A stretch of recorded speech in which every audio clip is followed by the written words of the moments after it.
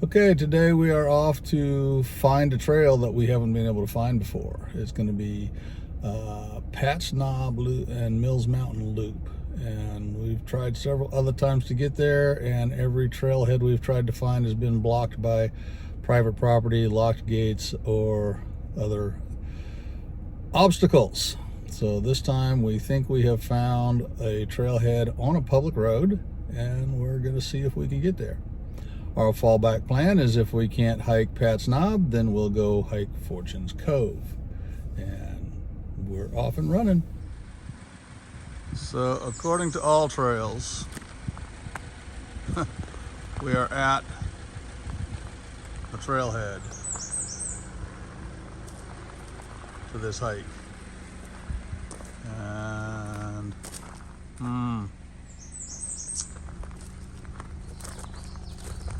I don't know.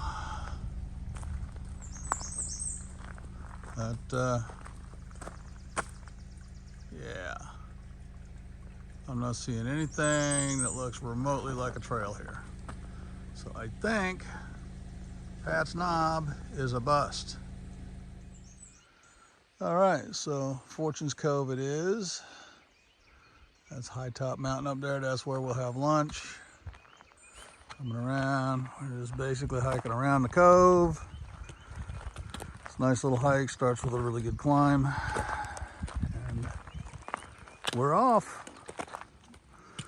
So the fame of Fortune's Cove is that right out of the gate,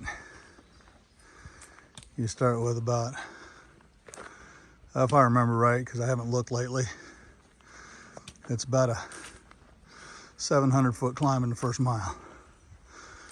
And what you're seeing now is the result of somebody getting soft and lazy and out of shape, while a youngster has been putting in the miles every day.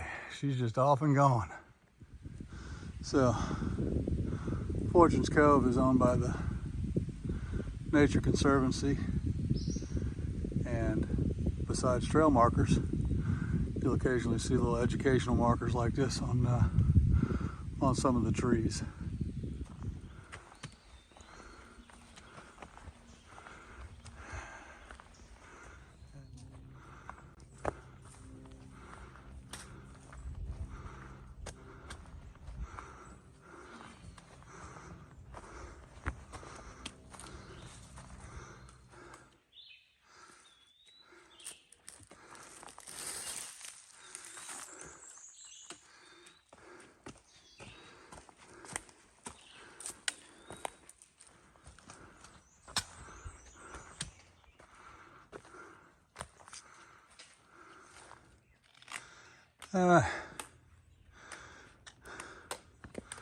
This is our first objective.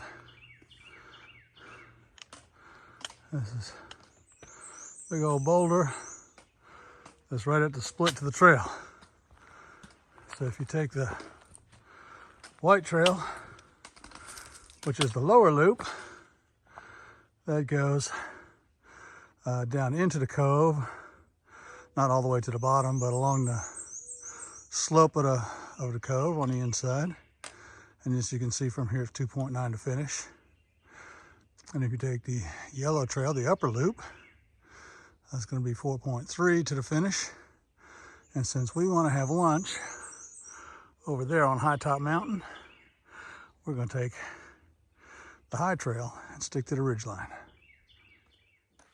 In the meantime, we're going to stop on this big, huge rock here and have us a snack. So 63 degrees, 58% humidity, nicely overcast, very little wind, just enough of a gentle breeze to keep the air cool. Yeah, perfect day for hiking, right? And of course, being on the high trail, we get to continue to climb a bit.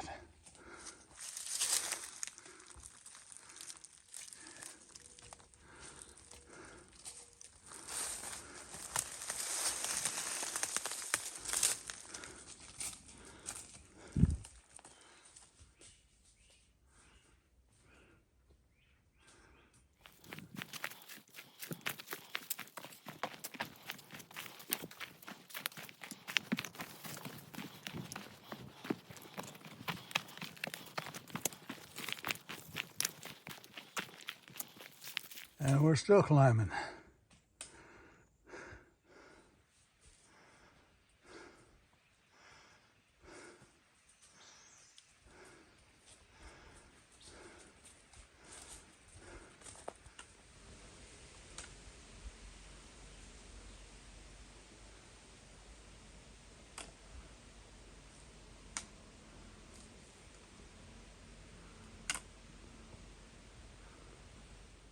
And here we are for the lunch break. Kitchen's in action.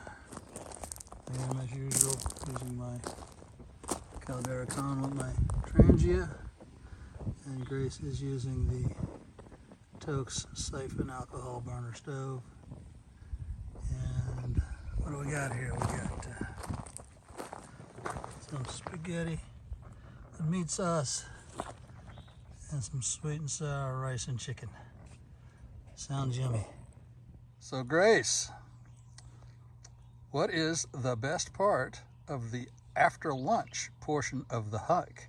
It's all downhill. All right. And lunch is done. And even if we are on a gravel pad for a transmission site, we're leaving no trace like we should. Of course, she thinks these downhills are great. My knees are saying, what are you thinking?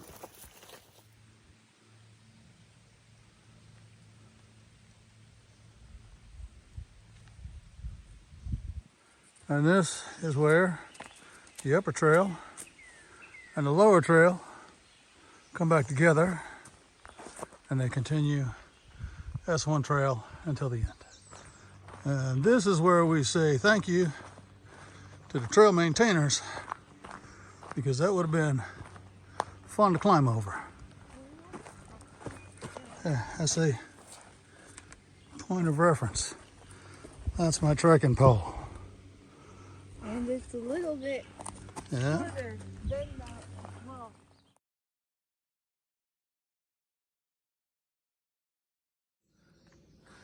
And here we go. Nice little encounter. Again, for perspective, here goes a trekking pole. Hopefully I don't startle him too much. But there's, so he's probably a little over 3 foot long.